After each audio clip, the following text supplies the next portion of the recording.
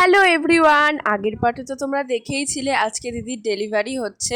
তো সকাল থেকে অনেকক্ষণ অপেক্ষা করার পর ফাইনালি দিদিকে ওটিতে ঢোকানো হলো। আর এখন সেই এক্সাইটেড মুহূর্ত যে কি হবে সব কিছু ঠিকঠাক হবে কি না। তো ফাইনালি আমাদের সবাইকে ওপরে এসে অপেক্ষা করতে বললো। টানা 9টা মাস অপেক্ষার পর ফাইনালি আমরা আমাদের পুচকুর মুখটা দেখলাম। এত ভালো লাগছিল, মানে অন্যরকম একটা অনুভূতি। আমি এর আগে কোনোদিনও এত ছোট বাচ্চা দেখিনি, দেখেছিলাম কিন্তু তখন আমিও অনেক ছোট ছিলাম, মনে নেই।